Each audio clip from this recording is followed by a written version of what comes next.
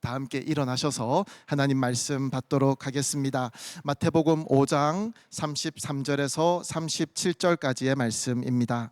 한 목소리로 받겠습니다. 시작. 또 옛 사람들에게 네가 한 맹세를 어기지 말고 주께 한 맹세는 꼭 지켜야 한다는 말도 너희가 들었다. 그러나 나는 너희에게 말한다. 아예 맹세를 하지 말라. 하늘을 두고 맹세하지 말라. 하늘은 하나님의 보좌이기 때문이다.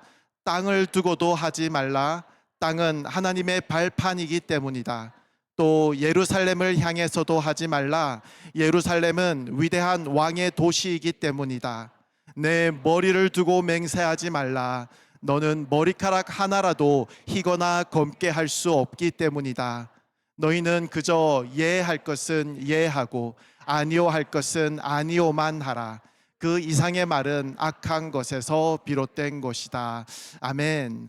사랑하는 하나님 아버지, 우리를 하나님 나라 백성으로 삼아주시고 또 이 하나님 나라 백성으로서 우리가 어떻게 살아가야 할 것인지에 대해서 아름다운 지침들을 주시는 이 산상수훈 속에서 우리에게 오늘도 가르침을 허락하시니 감사합니다. 하나님, 두렵고 떨리는 마음으로 하나님이 말씀을 준비했습니다. 하나님, 우리에게 말씀하여 주시옵소서. 사람의 입이 가지고 있는 능력이 아니라 하나님 살아계신 말씀이 가지고 있는 놀라운 능력으로 우리 마음, 우리 생각, 우리의 그런 모든 전 인격에 하나님께서 말씀하여 주셔서 우리로 하나님을 바라보게 하시고 놀라운 예수 그리스도의 은혜를 오늘도 발견하게 되는 시간으로 주님 이 시간을 사용하여 주시옵소서. 저는 죄인입니다. 주님 가려 주시옵소서. 하나님 말씀만이 우리 가운데 기억되어지고 우리 가운데 나타나게 주님께서 이 시간을 사용하여 주시옵소서. 감사합니다. 예수님 이름으로 기도합니다. 아멘. 자리에 앉으시겠습니다. 우리는 계속해서 이 마태복음 말씀을 살펴보고 있습니다. 산상수훈에 들어온 지가 언제인지 제가 사실 기억이 가물가물할 정도로 오래된 것 같은데요. 아직도 5장에 있다는 것을 제가 믿을 수가 없습니다. 네, 아직 우리는 5장을 보고 있고요. 20번째 시간 마태복음 강해를 함께 하고 있습니다. 산 넘어 산이라는 말이 있습니다. 제가 지난 몇 주간 이런 생각을 했던 것 같아요. 이 산만 넘으면 이제 괜찮아질 거야 라고 생각을 했습니다. 사실 지난주일 말씀을 가지고 이야기하고 있는 것입니다. 하지만 하나님께서 마치 저에게 아주 인자한 그런 얼굴로 저를 보시며 그 다음 구절은 네가 잘 안다고 생각했지? 뭐 이런 말씀을 저한테 하시는 것 같다라는 그런 생각이 들었습니다. 말씀을 계속해서 공부하며 묵상하면서 하나님께서 계속 저의 오만함을 지적해 주시고 또 다독여 주셨다라는 그런 생각이 듭니다. 저는 역시 늘 겸손함으로 하루하루 하나님 말씀 앞에서 저에게 주어진 길을 걸어가야 합니다. 계속해서 저를 위해서 기도해 주시기 바랍니다. 오늘 예수님 말씀의 주제는 맹세입니다. 진실함에 대한 그런 말씀이기도 합니다. 오늘도 지금까지 계속 저희가 해왔듯이 앞에 3번의 말씀에서 하나님께서 구약의 가르침을 예수님께서 말씀해 주시고 또 그것에 대한 예수님의 새로운 그런 원리를 우리에게 말씀해 주시는 그런 방법으로 우리에게 말씀해 주셨잖아요. 그래서 지금까지 계속 해왔듯이 저도 2가지 측면에서 오늘 말씀을 함께 살펴보려고 합니다. 첫째는 실천적인 부분입니다. 이 맹세와 관련하여 예수님께서 주시는 가르침에 대해서 한번 생각해 보도록 하겠습니다. 이 말씀을 우리는 어떻게 이해하고 적용할 수 있을지, 진실하게 산다라는 것이 무엇을 뜻하는 것인지에 대해서 함께 생각해 보도록 하겠습니다. 그리고 2번째는 이 맹세의 가르침을 주시며 예수님께서 우리에게 보여주고자 하시는 이 복음 이야기를 함께 풀어가 보려고 합니다. 여러분, 오늘도 정신 바짝 차리셔야 합니다. 왜냐하면 지난 주일보다 성경 말씀을 더 많이 찾아볼 것입니다. 굉장히 여러 곳을 돌아다니면서 우리가 하나님께서 우리에게 정말 하고 싶은 말씀이 무엇인지를 한번 잘 찾아가 보는, 그래서 또 잠시라도 딴 생각하다가 돌아오시면 우리는 성경 다른 곳에 가 있을 거기 때문에 계속해서 집중해서 잘 따라와 주시기를 바랍니다. 예수님은 지금까지 해오셨던 대로 옛 사람들의 말씀, 즉 구약의 가르침에 대해서 먼저 말씀하십니다. 오늘 본문 33절이죠. 또 옛 사람들에게 네가 한 맹세를 어기지 말고 주께 한 맹세는 꼭 지켜야 한다라는 말도 너희가 들었다라고 말씀하십니다. 이 말씀은 성경의 어느 한 구절에 대해서 말씀하는 것이 아니고 구약에서 등장하는, 자주 등장하는 그런 맹세에 대한 말씀을 종합적으로 그렇게 요약하여 하시는 말씀입니다. 여기서 네가 한 맹세를 어기지 말고 라는 이 표현은 사실 두 가지의 의미를 동시에 가지고 있는 헬라어 표현입니다. 우선 오늘 말씀, 이 번역의 말씀처럼 맹세를 이미 했는데 그 맹세를 어긴다라는 그런 의미가 있습니다. 맹세를 할 때의 그 의도는 우리가 알 수 없지만 결과적으로 맹세를 지키지 못하게 되는 경우 혹은 지키지 않는 경우를 말하는 것입니다. 근데 동시에 이 단어는 거짓 맹세를 하다라는 그런 의미도 가지고 있습니다. 내가 지금 하려는 이 맹세를 나는 지키지 못할 것이라는 것을 이미 알고 있음에도 불구하고 거짓으로 헛 맹세를 한다라는 것을 의미하죠. 사실 이 둘은 비슷한 표현 같지만 약간 결이 다른 그런 표현이다라고 우리가 알 수 있습니다. 우리가 읽은 이 우리말 성경은 첫 번째 의미로 번역을 했습니다. 맹세를 어긴다 혹은 맹세를 지키지 못한다라는 의미이죠. 우리가 알고 있는 개역 개정 성경 있죠. 그 성경에 보면은 헛맹세라고 번역합니다. 두 번째 의미가 더 강하게 나타나는 것 같습니다. 거짓으로 맹세한다라는 것이죠. 이 두 가지 번역에 대해서 제가 다시 돌아올 겁니다. 이 두 부분을 계속해서 기억해 주시기를 바랍니다. 자, 지금 이 말씀은 실제로 구약에 등장하는 말씀입니다. 레위기 19장 12절에 보면요, 내 이름으로 거짓 맹세를 하지 말라. 그것은 너희 하나님의 이름을 모독하는 짓이다 라고 말씀합니다. 그리고 오늘 본문 33절에 보면 두 번째 명령이 함께 있습니다. 주께 한 맹세는 꼭 지켜야 한다라는 말씀도 있습니다. 이것도 구약에 나오는 명령어입니다. 민수기 30장 2절, 만약 어떤 사람이 여호와께 서원했거나 자신의 마음을 굳게 정해 맹세한 것이 있으면 그는 자신의 말을 어기지 말고 자신이 말한 대로 모두 다 해야 한다라고 말씀합니다. 신명기에 보면요, 조금 더 무거운 그런 어조로 말씀합니다. 신명기 23장 21절, 만약 네가 내 하나님 여호와께 약속한 것이 있으면 갚기를 더디게 하지 말라. 내 하나님 여호와께서는 내게 그것을 반드시 요구하실 것이니 그러면 네가 죄 지은 것이 될 것이다. 약간 무서운 그런 말씀처럼 들리기도 합니다. 하나님께 드린 약속이 있는 것이 혹시 기억나십니까?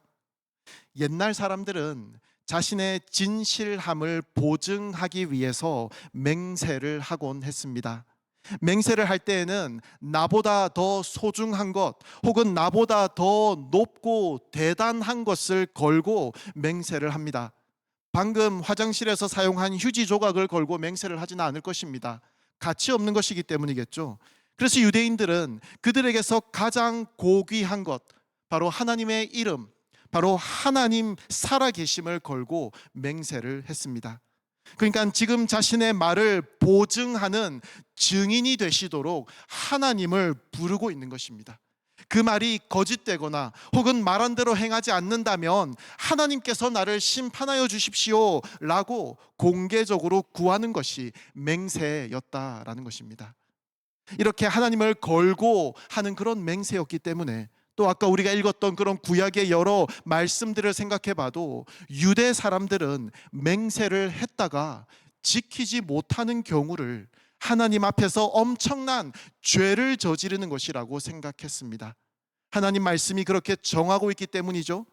전도서 5장에 보면요, 하나님께 서원한 것을 지키지 않는 사람을 어리석은 사람이라고 하시며 그 지키지 않는 것을 죄 짓는 일이라고 말씀합니다. 하나님께서 진노하시는 일이라고 말씀합니다.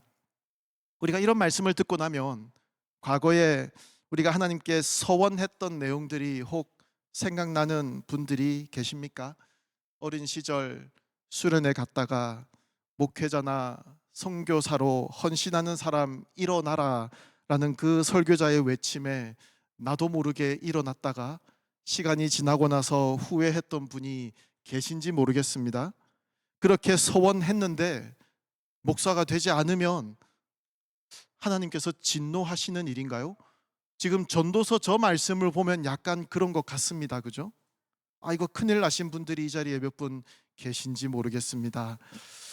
꼭 진로에 대한 내용이 아니더라도 내 자녀에 대해서, 나의 재정에 대해서, 나의 헌신에 대해서 이것저것 하나님께 약속한 것들이 떠오르는 분들이 계신지 모르겠습니다. 그런 분들은 특별히 오늘 말씀을 잘 들어주셔야 합니다.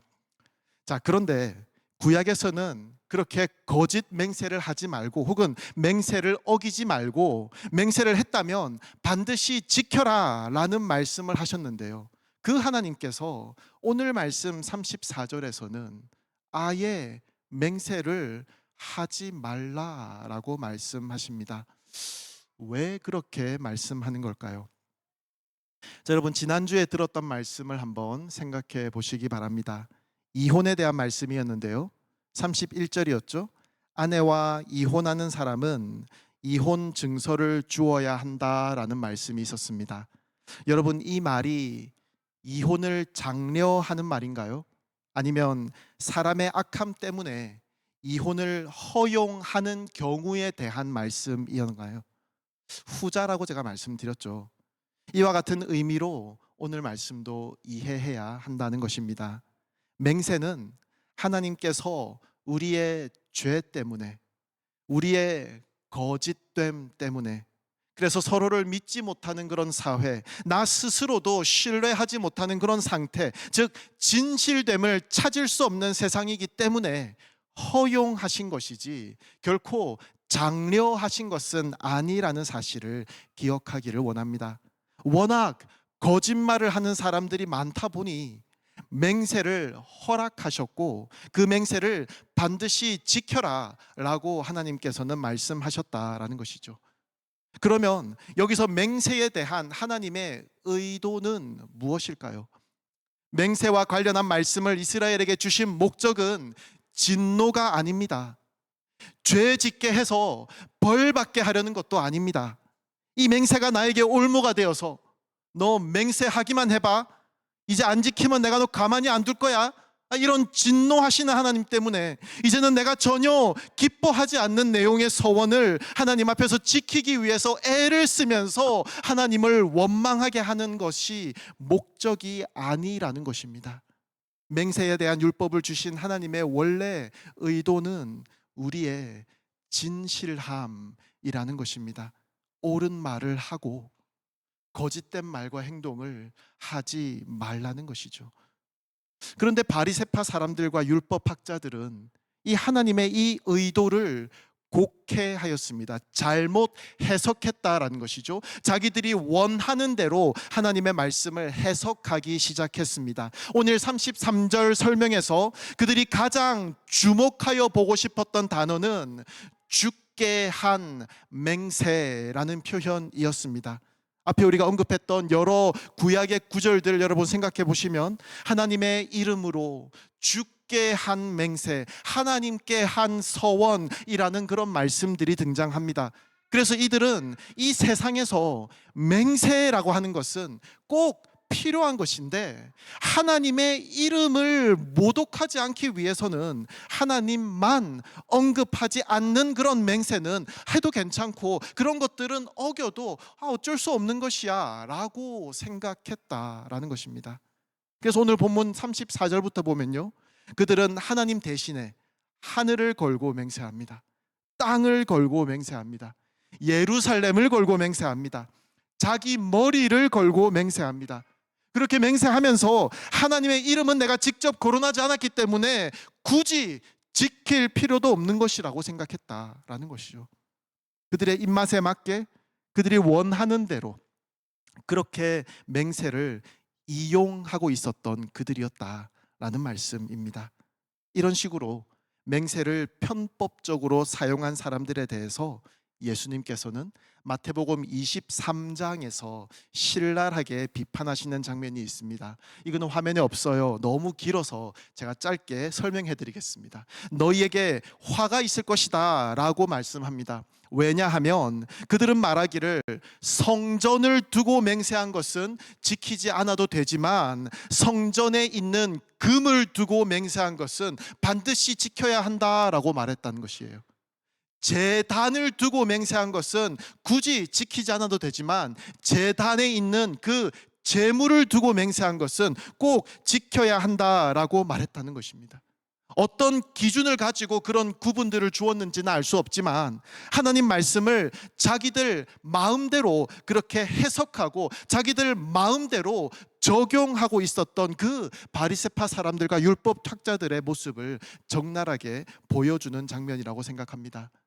그런 이들에게 예수님께서 말씀하시는 것이죠. 오늘 본문 33절. 그러나 나는 너희에게 말한다. 아예 맹세를 하지 말라. 사실 이 예수님의 가르침은 당시 사람들에게 아주 충격적인 가르침이었습니다. 왜냐하면 예수님 당시 유대 사회에서는 맹세하는 일이 너무도 흔하게 발생했기 때문입니다. 사람들은 사소한 일에도 맹세를 남발했고 때로는 거짓말을 덮어두기 위해서 맹세를 사용하기도 했습니다. 그런데 여기서 중요한 것은 예수님께서 모든 맹세 자체를 무효화시키거나 금지하신 것은 아니라는 것입니다. 성경을 보면 나중에도 우리가 생각해 보겠지만 하나님께서도 맹세를 하는 장면이 나옵니다. 사도 바울을 봐도 하나님의 이름을 두고 맹세하는 그런 표현들을 사용하곤 합니다. 따라서 우리가 성경 전체를 볼 때에 예수님은 맹세라는 것 그 자체를 완전히 금지하신 것이 아니라는 것을 알 수 있습니다. 예수님께서는 우리가 진실하지 못한 말을 덮어두거나 혹은 거짓말을 합리화하기 위해서 혹은 내가 원하는 것들을 이루어내기 위해서 나의 욕심에 따라서 함부로 맹세하는 것을 철저히 금지하신 것이라는 말씀입니다. 말씀의 초점은 맹세하지 말라라는 그 금지 자체에 있는 것이 아니라 맹세할 필요조차 없을 정도로 우리의 말이 언제나 진실해야 한다라는 것을 말씀하고 있는 것입니다. 그렇다면 우리가 실제로 경험하는 임직식이나 결혼식이나 세례식 이런 곳에서의 서약은 우리가 어떻게 이해해야 할까요? 이런 서약은 나는 원래 진실한 사람입니다 라는 것을 증명하기 위해서 하는 것이 아닙니다. 오히려 하나님과 교회 앞에서 나는 앞으로 이렇게 살겠습니다, 이렇게 살아내기 위해서 애쓰겠습니다 라고 공적으로 자기의 의지와 다짐을 표현하는 것입니다. 그래서 이것은 성경이 금지한 거짓 맹세와는 본질적으로 다르다라는 것을 우리가 기억할 수 있어야 합니다. 따라서 우리 실생활 속에서 막 서약이 요구되는 그런 상황에서는 그것을 피하거나 거부할 필요가 없습니다. 어제 김석진 그 집사님 따님 크리스틴 결혼식을 갔는데요. 거기서 주례자가 이렇게 설교를 다 마치고 나서 서약을 시킵니다. 그 서약을 한 자리에서 예수님이 저보고 맹세하지 마라 그랬는데요, 이거 못하겠어요, 이렇게 말하면 안 되지 않겠습니까? 법정에서도 그래요. 진실된 증언만을 하겠다라는 그런 선서, 이거는 해야 합니다. 예수님께서 아예 맹세를 하지 말라고 하셨어요 라고 하면서 그런 선서를 거부하면 안 된다라는 말씀입니다. 오히려 우리는 그런 서약을 우리의 진실한 고백과 다짐으로 받아들이고 하나님 앞에서 책임 있게 살아가야 한다라는 것을 우리는 기억하기를 원합니다. 중요한 것은 맹세의 형식이 아니라 그 맹세를 뒷받침하는 우리의 진실한 삶과 신실한 순종이어야 한다라는 것이죠. 결국 예수님의 말씀은 우리의 일상 언어와 또 우리의 삶 전체가 이 맹세라는 것 없이도 믿을 만한 사람으로 그렇게 살아가라라는 부르심이다라는 말씀이죠. 하지만 이 유대인들은 그렇게 이해하지 않았습니다. 그래서 철저하게 형식적이고 진실을 담지 않은 그런 맹세를 남용하고 있었다라는 것이죠. 맹세를 편법적으로 사용하고 있었다라는 것입니다. 하나님이 아닌 다른 것들을 걸고 지킬 마음과 의지가 없는 그런 거짓된 맹세를 계속해서 하고 있었다라는 것입니다. 하지만 예수님께서는 이 모든 것들이 하나님과 무관한 것이 아니고 하나님과 참으로 관련 있는 것들이다 라고 말씀해 주십니다. 34절, 하늘을 두고 맹세하지 말라. 하늘은 하나님의 보좌이기 때문이다. 35절, 땅을 두고도 하지 말라. 땅은 하나님의 발판이기 때문이다. 하나님이 아니라 하늘과 땅을 두고 한 맹세는 괜찮다라고 생각했습니다. 그러나 성경은 하늘을 하나님의 보좌라고 말씀합니다. 땅을 하나님의 발판이라고 말씀합니다. 이사야 66장 1절 말씀이죠. 그러므로 하늘이나 땅을 두고 맹세한다는 것은 의도적으로 하나님의 이름을 피한 것 같지만 사실상 하나님의 권위를 빌려서 맹세하는 것과 같은 꼴이 되어진다라는 것을 말씀하고 있는 것입니다. 예루살렘을 두고도 맹세하지 말라라고 했습니다. 예루살렘은 위대한 왕의 도시이기 때문이다 라고 예수님 말씀하십니다. 예수님은 예루살렘도 위대한 왕이신 하나님께서 다스리시는 도시이기 때문에 하나님의 이름을 두고 맹세한 것과 마찬가지이다 라고 말씀하시는 것입니다. 하나님을 걸고 맹세하지 않으려고 교묘한 그런 말로 우리의 책임을 회피하려고 했지만 이것도 하나님과 무관한 그런 맹세가 아니라는 것을 예수님 말씀하는 것입니다. 자기 머리를 두고도 맹세하지 말라고 말씀하십니다. 하지만 예수님께서는 사람이 자기 머리카락 하나조차 흰색이나 검은색으로 바꿀 수 없음을 지적하십니다. 그때는 염색약이 아직 없었죠.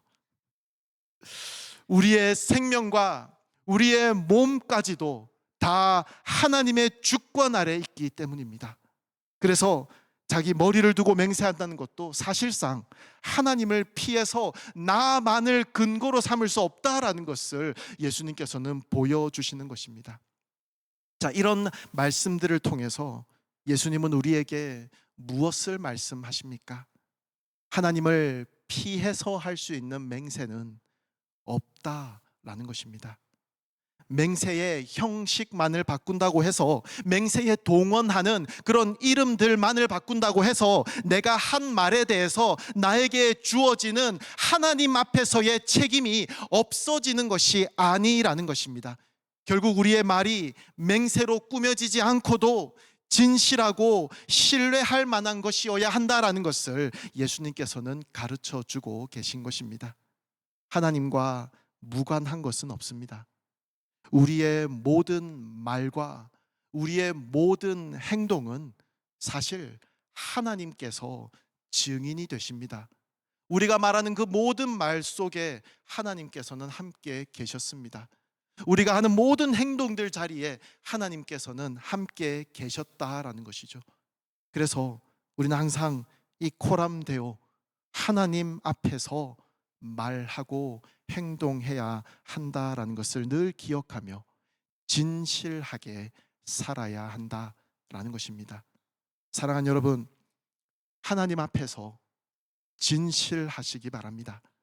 진실하게 사시기 바랍니다. 여러분, 진실하다라는 것은 솔직하다라는 것과는 약간 결이 다른 말입니다. 솔직함의 기준은 자기 자신입니다. 나의 감정과 나의 생각을 드러내는 것에 초점이 맞춰져 있다라는 것이죠. 선과 악, 옳고 그름은 솔직함의 기준이 되지 않습니다. 자기 자신의 생각을 드러내기만 하면 그것은 솔직한 것이라는 말씀입니다. 한편 진실함의 기준은 진리입니다. 진리에 비추어서 자기를 정직하게 드러내는 것 뿐만이 아니라 진리에 자신을 맞춰가는 것이 진실함이라는 것입니다. 진리를 기준으로 자신을 돌아보며 옳은 것, 선한 것에 자신을 맞춰가는 사람이 진실한 사람이라는 것입니다. 하나님께서는 우리가 진실한 사람이 되기를 원하십니다. 예수님께서는 34절에서 명령하시고 이제 36절까지 그 명령을 설명하십니다. 그리고 37절에서 예수님께서는 이 명령, 이 원리를 어떻게 적용할 것인지에 대해서 말씀해 주십니다. 37절을 한번 읽어보겠습니다. 너희는 그저 예할 것은 예하고 아니오 할 것은 아니오만 하라. 그 이상의 말은 악한 것에서 비롯된 것이다. 여러분, 이 말씀이 어떻게 들리시나요? 예할 것은 예하고 아니오 할 것은 아니오 하라. 저에게는 이 말씀이 복잡하게 말하지 말라라는 말로 들립니다. 여러분, 이 복잡함이라는 것은 진실함의 반대편에 서 있는 말이다라는 생각이 듭니다. 특히 우리의 말에 대해서는 더 그런 것 같습니다. 복잡하게 변명과 핑계를 많이 대야 하는 사람은 진실하지 못한 사람인 것 같다라는 생각이 듭니다. 대신 진실된 사람들의 말은 단순하다라는 생각이 듭니다. 물론 아주 복잡한 개념이나 중요한 사안 같은 경우에는 오해를 줄이기 위해서 충분한 설명을 해야 하기도 합니다. 제가 전체 카톡창에 그렇게 긴 문서를 올리는 것은 제가 복잡한 사람이고 진실하지 못한 사람이 있기 때문이 아니라 여러분께 충분하게 설명을 드리기 위한 저의 노력이라는 것 이해해 주시기 바랍니다. 하지만 생각해 보면 많은 경우에 복잡한 것은 상황이 아니고 나 자신이다라는 것을 우리가 인정하게 됩니다. 내 마음이 복잡한 경우가 많다라는 것이죠. 우리는 어떻게 말하고 어떤 선택을 하는 것이 나에게 가장 유익한 것인지에 대해서 끊임없이 계산하면서 우리의 마음을 복잡하게 만듭니다. 그리고 복잡한 우리의 마음은 복잡한 우리의 말로, 복잡한 우리의 행동으로 드러나기도 합니다. 그런 우리에게 오늘 말씀을 통해서 예수님께서는 복잡한 말들을 덧붙여서 신뢰를 얻으려는 시도, 나의 책임을 회피하려는 시도, 나의 유익이나 욕심을 위해서 진리를 흐트리려는 그런 시도를 모두 악한 것에서 비롯된 것이다 라고 말씀합니다. 여기서 악한 것이라고 표현된 이 단어는 악한 사람 혹은 악한 자라고도 번역할 수 있습니다. 악한 마귀 사탄에게서 비롯된 것이라는 말로도 해석할 수 있다라는 것입니다. 여러분, 아담과 하와에게 하나님께서 선악을 알게 하는 나무의 열매에 대해서 주신 그 명령은 참으로 명료했습니다. 참으로 단순하고 간단한 것이었습니다. 네가 반드시 죽을 것이다. 하지만 뱀이 나타나서 하와에게 질문했을 때 그녀의 대답은 길어지기 시작합니다. 복잡해지기 시작합니다. 분명한 하나님의 말씀에 자신의 욕심, 자신의 그 평가가 더해지기 시작합니다. 무엇이 나에게 유익한 것인지에 대한 고민이 더해지기 시작합니다. 그러니 진리가 흐려지기 시작합니다. 그리고 이것은 참으로 비극이었습니다. 여러분, 우리는 진실하게 말하고 행동해야 합니다. 여러분, 진실함과 솔직함은 다르다고 말씀드렸습니다. 사실 우리는 악하기 때문에 우리가 솔직함만을 가지고 이 땅을 살아간다면, 그리고 우리의 이 악함이 여과 없이 솔직하게 다 드러나는 그런 삶을 산다면 참으로 우리는 부끄러운 삶을 살게 될 것입니다. 많은 사람들의 눈살을 찌푸리게 되는 그런 세상을 살게 될 것입니다. 물론 우리에게도 죄의 본성이 있습니다. 믿는 우리라 하더라도 우리의 생각들이 여과 없이 드러난다면 참으로 많은 사람들을 불편하게 할 것입니다. 하지만 우리는 진리 대신 하나님 말씀 앞에서 나의 부족함을 인정하고 나에게 하나님의 은혜가, 이 성화의 은혜가 여전히 필요하다는 것을 인정하는 사람들입니다. 그래서 우리는 하나님의 진리의 말씀에 비추어서 일관되게 진실하게 살아가기 위해서 노력해야 한다라는 것입니다. 결국 예수님께서 이 맹세에 대한 말씀을 통해서 우리에게 주시는 가르침은 무엇입니까? 우리가 추구해야 하는 것은 진실함이지만 우리는 참 진실하지 못한 사람들이다라는 것입니다. 우리는 사람들 앞에서는 말할 것도 없고 하나님 앞에서도 지키지 못할 다짐과 약속과 서원과 맹세를 하면서 살아간다는 것입니다.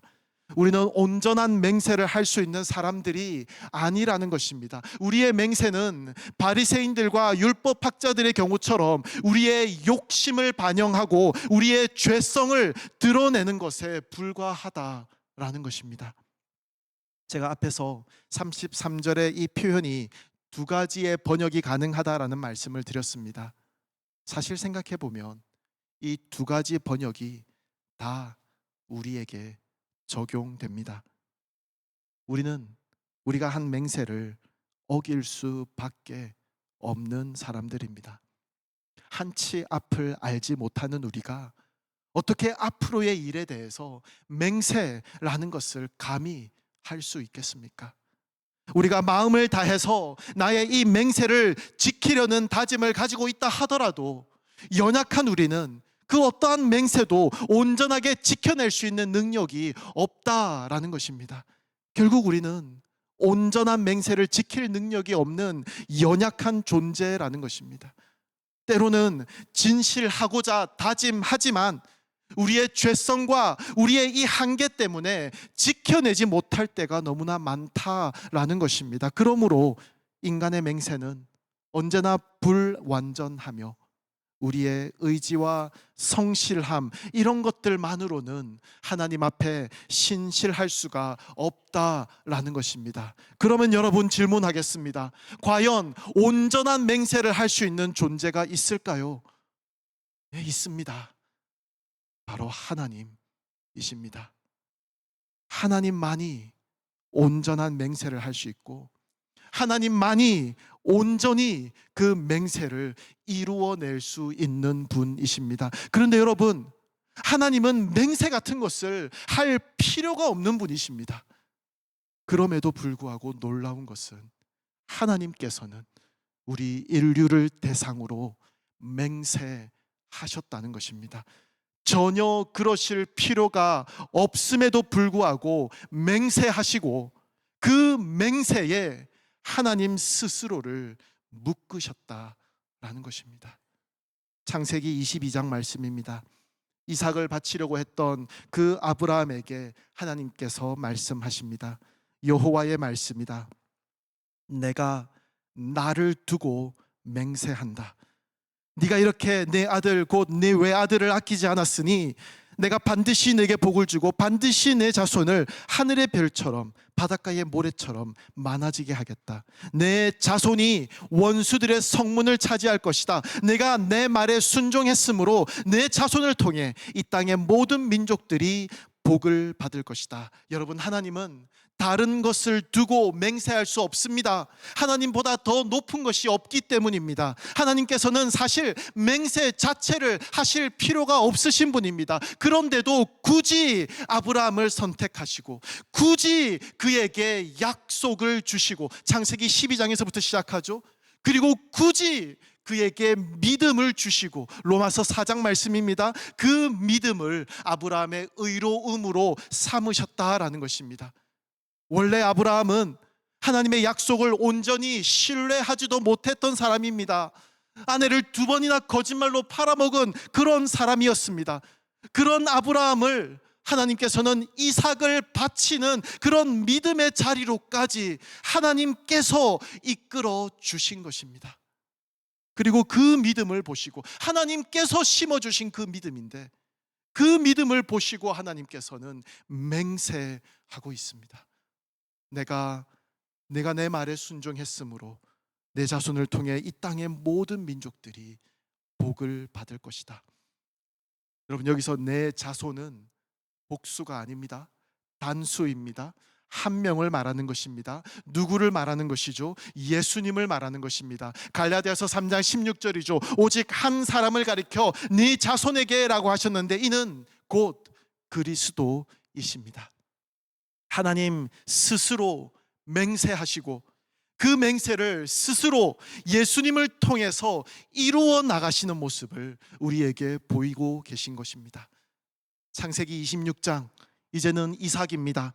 이집트로 내려가지 말고 내가 네게 일러주는 땅에서 살아라. 이 땅에서 계속 살면 내가 너와 함께 하겠고 네게 복을 주겠다. 너와 네 자손에게 내가 이 모든 땅을 줄 것이고 내가 내 아버지 아브라함에게 맹세한 것을 이루어 주겠다. 땅에 흉년이 들었을 때 이삭이 이집트로 내려가려고 하니까 하나님께서 그 길을 막으십니다. 그리고 아브라함에게 하셨던 그 맹세를 다시 이삭에게 언급하시며 내가 이것을 이루어내겠다라고 하나님께서 먼저 제시하여 말씀하여 주십니다. 그리고 그 약속은 야곱에게로 이어집니다. 에서를 피해 도망가던 야곱에게 하나님께서 나타나셔서 그 할아버지, 그 아버지에게 하셨던 그 약속의 말씀을 다시 하십니다. 창세기 28장에 보면요, 하나님께서는 야곱에게 아무것도 요구하지 않으십니다. 단지 15절, 내가 네게 약속한 것들을 다 이룰 때까지 너를 떠나지 않겠다. 여러분, 이 맹세를 이루기 위한 방향으로 하나님께서는 계속해서 온 역사를 이끌어 가십니다. 출애굽기 32장 13절, 드디어 이 이집트 땅에서 하나님의 백성들은 출애굽하였습니다. 이제 광야에 나와서 하나님의 말씀을 받고 있습니다. 그런데 금송아지 사건이 나오죠. 그 금송아지 사건 직후에 이 백성들을 내가 다 쓸어버리겠다는 그 하나님께 모세가 드리는 기도입니다. 주의 종 아브라함과 이삭과 이스라엘 야곱을 기억해 주십시오. 주께서 친히 주를 두고 그들에게 내가 네 자손을 하늘의 별같이 많게 하고 내가 그들에게 약속한 이 모든 땅을 네 자손에게 줄 것이니 이것이 그들의 영원한 기업이 될 것이다 라고 맹세하지 않으셨습니까? 하나님의 그 맹세에 대해서 말하는 기도를 들으시고 하나님께서는 14절, 그 마음을 누그러뜨리고 그 백성에게 재앙을 내리시던 그 마음을 접으셨습니다. 나중에 모세는 자신을 대신 벌하셔도 좋으니 그 백성을 용서해 달라고 간구합니다. 많은 학자들은 이 모세의 기도를 예수님을 예표하는 그림이다 라고 말합니다. 하나님께 범죄함으로, 하나님과 세운 그 언약에 배반함으로 죽어 마땅한 우리들이지만, 지난주 말씀을 생각하면 하나님 앞에서 간음한 우리들이기 때문에 돌에 맞아 죽어야 하는 우리들이지만, 하나님께서는 아브라함과 이삭과 야곱에게 맹세하신 그 내용을 기억하시고 자신이 세우신 그 맹세를 이루어내겠다는 그 하나님의 결단을 보여주고 계신 것입니다. 그리고 신명기 3장 31절, 이제 광야에서 40년이라는 시간이 지났습니다. 하나님은 여전히 그 맹세를 기억하고 계십니다. 너희 하나님 여호와께서는 긍휼이 많으신 하나님이시니 너희를 포기하거나 멸망시키거나 맹세로 확정해 주신 너희 조상들과의 언약을 잇는 일이 없으실 것이다. 하나님께서는 스스로 하신 그 맹세를 잊지 않으시고 끝까지 신실하게 그 맹세를 다 이루어 나가신다라고 말씀하십니다. 광야 1세대들은 다 죽었지만 그 다음 세대가 약속의 땅으로 들어갔다라는 것을 우리는 잘 알고 있습니다. 사랑하는 여러분, 오늘 본문에서 예수님은 우리의 말이 신실하지 못하기 때문에 억지로 맹세를 붙여서 신뢰를 얻으려는 그런 우리의 삶의 방식에 대해서 지적하십니다. 아예 맹세를 하지 말라라고 말씀하십니다. 하지만 우리가 살펴본 대로 성경 곳곳에서 발견되는 하나님의 모습은 그 가르침을 스스로 거스르고 맹세하시는 분이십니다. 여러분, 왜 그렇습니까? 우리는 하나님께 신실하지 못하기 때문입니다. 사실 하나님께서는 그 말씀에 대해서 맹세를 통해서 확증하실 필요가 전혀 없지만 연약한 인간이기에 확실한 그 보증을 주시기 위해서 스스로를 두고 맹세하고 계시는 것입니다.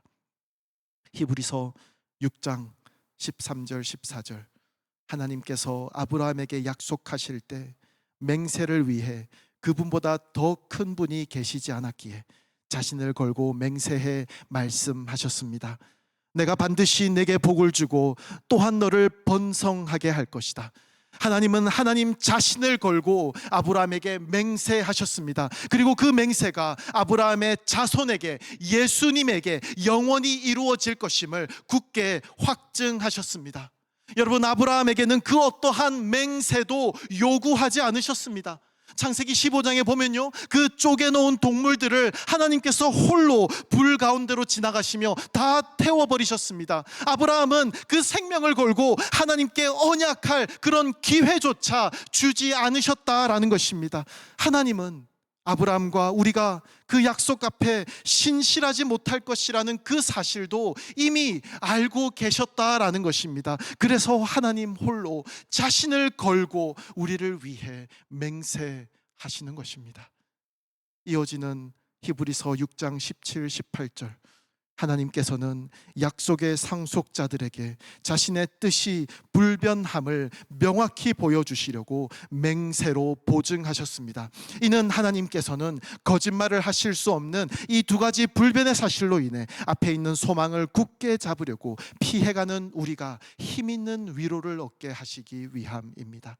하나님께서는 변하지 않는 약속과 맹세, 이 두 가지를 통해 우리가 확실한 위로와 소망을 얻도록 하셨습니다.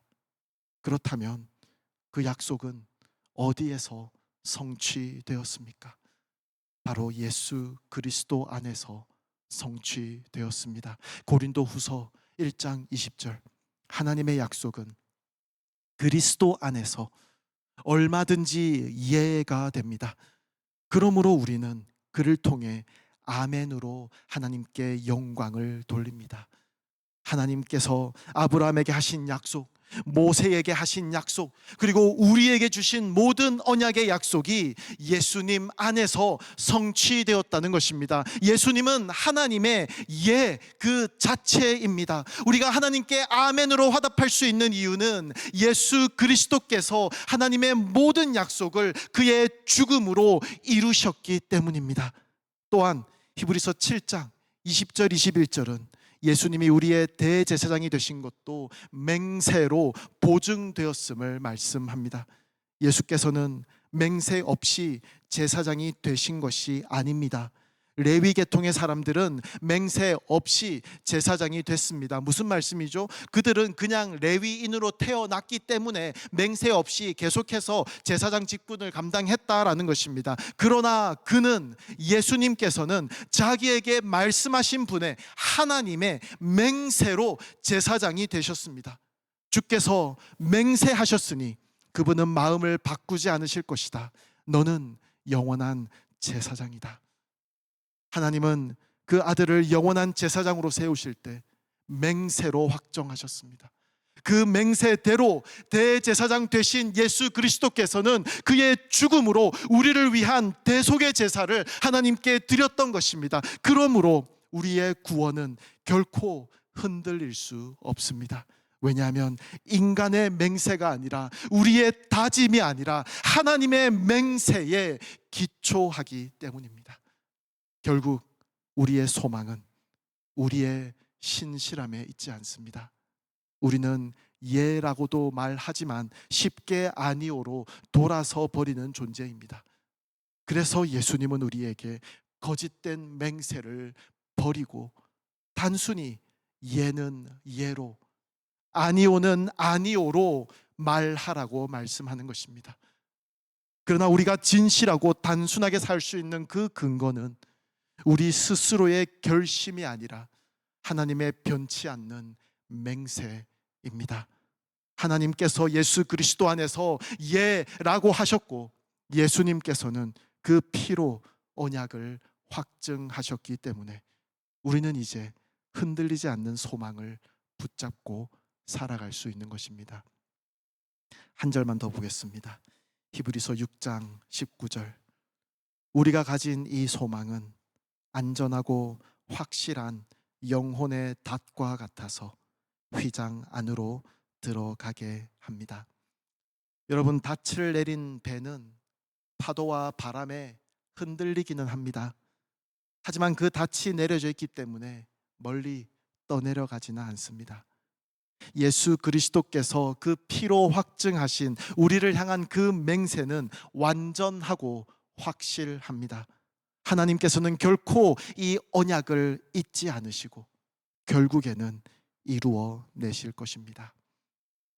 사랑하는 여러분, 우리의 구원은 결코 나의 맹세에 달려있지 않습니다.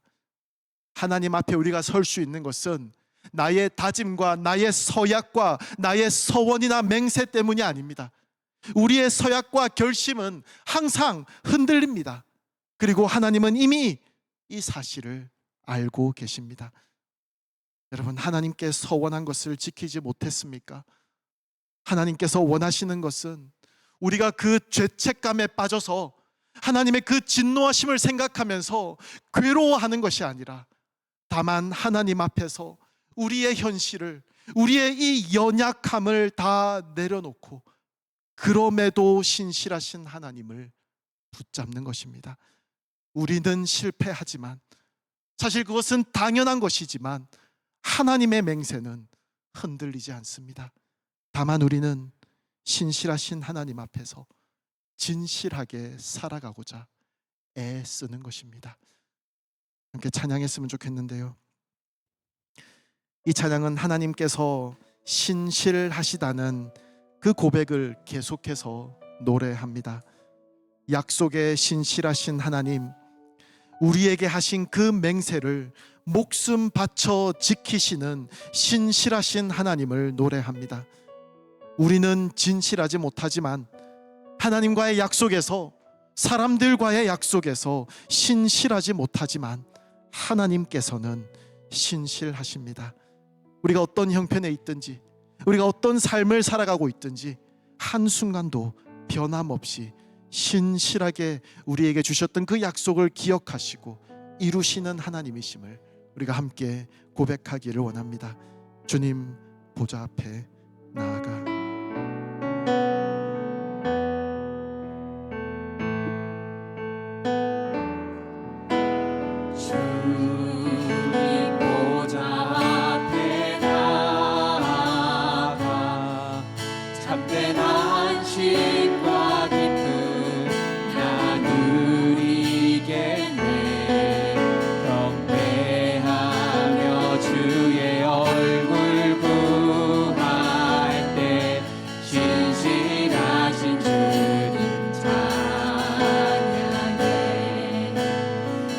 신실하신 하나님, 신실하신 주,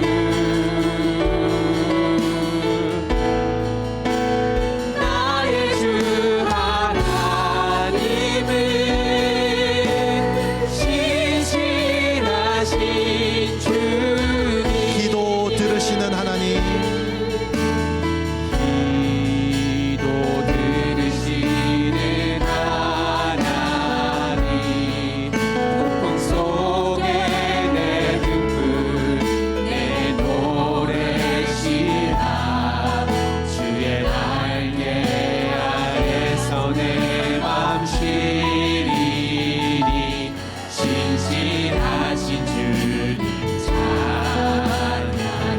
신실하신 하나님, 신실하신 하나님,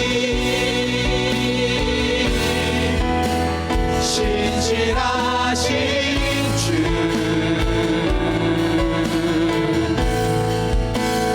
나의 주 하나님은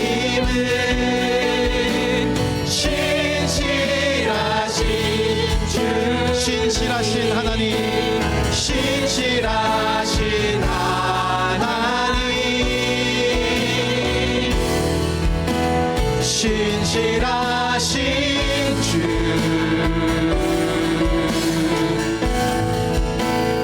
나의 주 하나님은 신실하신 주님. 잠시 기도하기를 원합니다. 사랑하는 하나님 아버지, 오늘 말씀을 통해서 우리의 연약함을 다시 보게 하심을 감사합니다. 우리는 쉽게 맹세하고 쉽게 잊어버리며 스스로 신실한 사람인 듯 그렇게 살아가지만 결국 약속을 온전히 지킬 수 없는 존재임을 주님 고백합니다. 하지만 하나님, 우리에게 소망이 있음을 오늘 말씀을 통해서 보게 하시니 감사합니다.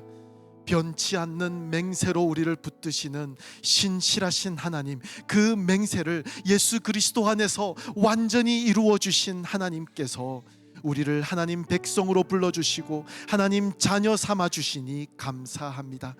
이제 우리의 삶이 거창한 맹세가 아니라 단순히 예는 예로, 아니오는 아니오로 드러나는 진실함으로 채워지게 하여 주시옵소서. 하나님의 신실하심을 믿는 믿음 위에서 담대히 살아가게 하여 주시옵소서. 우리의 모든 삶이 예수 그리스도를 통해 드러난 하나님의 신실하심을 증거하게 하여 주시옵소서.